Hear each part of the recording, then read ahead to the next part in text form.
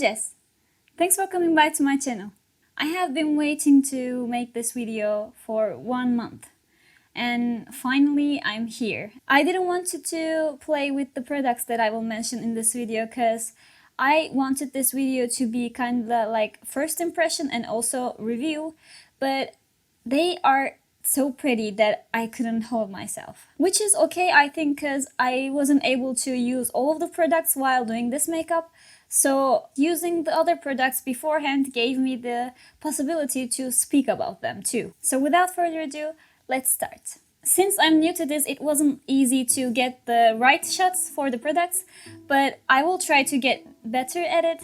And yeah, also because of the different lights, some products didn't show up quite good. So please bear in mind that some products are not true to their own colors, but I will mention them as I go one by one. Let's start with the lippy scrub. I forgot to use this before starting my makeup, but I was able to use this 2 times before this video, so I guess I can give you a review about it. It is really good. I don't understand why people don't talk about this product too much. The particles in this not that big, so it's a nice scrub feeling on your lips. Even after you wash away the product from your lips, it leaves a nice and moisturized feeling. So in that case, I think you don't have to apply a lip balm after this because it already has this moisturizing feeling. The smell and the taste is also nice. It is like strawberries. One thing that I don't like about the product is the plastic cap inside of the jar. It's really difficult to open it, especially if you have long nails. So I sometimes have to open it with my teeth, and that's not something very hygienic. The next product is the Midnight Masquerade eyeshadow palette with the collaboration of Disney. Everything about the packaging is amazing in this one. I mean, the pictures of the princesses and also this golden thing, it's a really well thought design. If we talk about the colors itself, I don't know too much about the princesses and their stories, but still, if I look at it as a normal eyeshadow palette, I probably still would get this one because the colors are really nice. As someone who started using pressed glitters on my eyes, there is no shade that I won't use in this palette.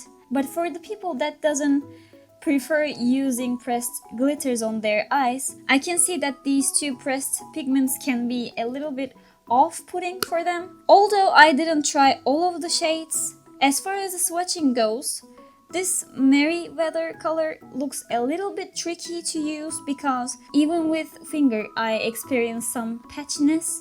So I'm not sure how that would perform on the eye, but other than that, I really like the shades in here. And also another thing I want to mention is that although I used both brush and my finger to apply the pressed glitter, there was not too much fallout on my face, which is something nice for a glitter because I was so scared that there will be a fallout inside my eye, which can be dangerous. But even when I applied too high up on my eyelid, I tried to take the extra with a fluffy brush, but the glitter didn't move or didn't go anywhere else. So even though it doesn't feel like there's enough stickiness in the eyeshadow, it doesn't move away that easily, which is something nice. So the next product I used for my makeup is the Pretty Fresh Hydrating Foundation in the shade Fair 25 Warm. When I first watched the reviews about this product, there was almost no negative or bad review about it. So I was really excited to try it. And luckily it didn't turn out like the one that I used before from the Colourpop. This one is so good for my dry face. For me, the most important thing when it comes to a foundation is to not make my nose texture show up more. So I was scared the most about this issue, but luckily there was nothing that made the texture around my nose look worse than it is. I am really happy with this product and probably I will continue buying this one. It feels so good. The next product that I want to talk is the Pretty Fresh Hyaluronic Creamy Concealer. That's a long one, okay. The shade is really nice. I don't have any complaints, but I had some difficulties when I was applying this product. For some reason, it is a bit patchy, I think. I feel like the applicator doesn't pick up the product equally. I mean, there were some places that the applicator missed, even though I tried to apply product in there. I don't know, maybe it's just me not using it correctly, but I need to try a little bit more to be able to say something about this. Even though I applied powder right after I applied the concealer, there are lines in here. I never experienced this with the other concealer that I have from Colourpop, so this is first for me. I don't know why. And also there's this blob right under my eye. I have no idea why that happened, but I'm not that impressed with this one. For the bronzer and blush, I don't have any Colourpop products, so I will skip this part and continue with the eyeliner. Now, I know that I didn't apply any Colourpop product as an eyeliner, but one thing that I want to mention about these pressed glitters. I was hesitated to apply eyeliner until the very end of the makeup. I kept thinking like, should I use pencil or should I use eyeliner? Because I felt like the glitter will mess up with my eyeliner. So when I was applying my eyeliner, I kept looking at the tip to see if there was any glitter on it. And yeah, of course, I mean, there was some product on it which can affect the performance of your eyeliner. So if you are planning to use glitter on your eyelid and then go with a eyeliner like mine, be careful with the tip of your brush before dipping into the product again. Because if you take the glitter inside of your eyeliner tube, that can go inside of your eye with the eyeliner and cause issues. So yeah, my only hesitation with using a glitter on your eyelid is eyeliner. Because when you are applying, there's also another possibility to move away the product with the tip of the brush and make it fall into your eye.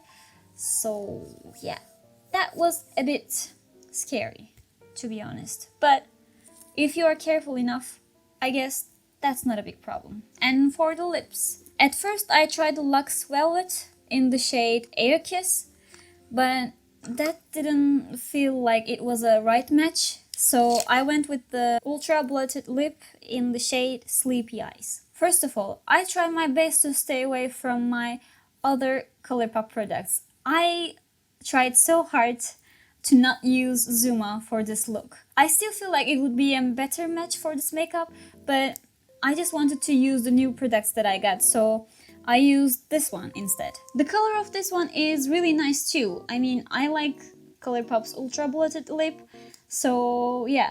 But one thing is that I feel like this one is a bit more drying on the lip. Maybe it's just my lips today, I have no idea, but that won't stop me from using this product. Before talking about the products that I didn't use in this video, I need to say that the Luxe Velvet lipsticks looked way too different in the swatches than they are. I tried a couple of different lightings to make sure the photos represented the reality best, but nothing I did worked. Just know that they don't look that dark in real life. And Air Kiss color is more pinkish and a lighter shade than it is seen in the video.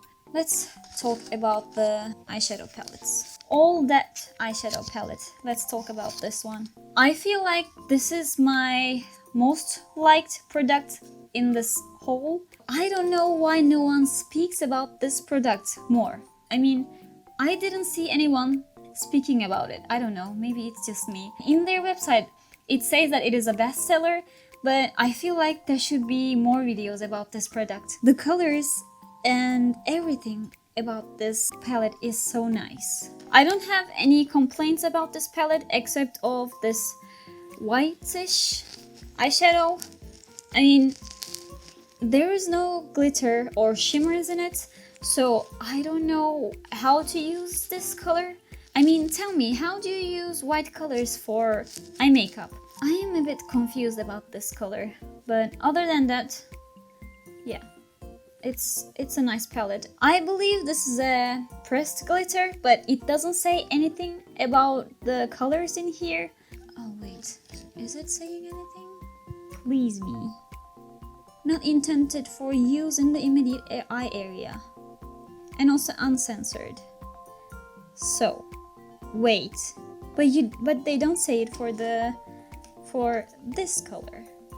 Colourpop says this for both of the things, one of them being pressed pigment and the other one is pressed glitter. But this color has more specks in it than this one, so I am not sure why they don't have any warnings about this one, but for this one. And also the same thing counts for the Midnight Masquerade palette too. In the palette itself, they don't even have that warning. They are just saying it on their website, which is something that I find a bit tricky. Not all people read the website, so why don't you have the warning on the product too? And maybe it's something to do with Disney and not Colourpop, but still, I feel like they should have added the warnings in this one too. They have the warning in their website, but not on the product itself. So I don't know what's up with that. The other product that I want to talk about is the Sweet Talk eyeshadow palette. This palette is a great choice for daily makeup, and the All That palette is for nighttime. The color scheme is really nice and it makes me remember summer for some reason. I don't know why. Maybe it's because of the flowers and stuff. There is one thing that I want to mention.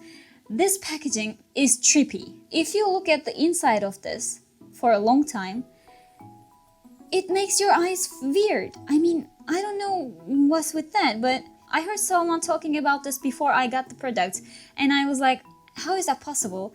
And believe me, it is possible. After talking about eyeshadow palettes, let's go with the So Juicy Plumping Gloss. I already had one of their shades, which is in the shade Make It Savvy.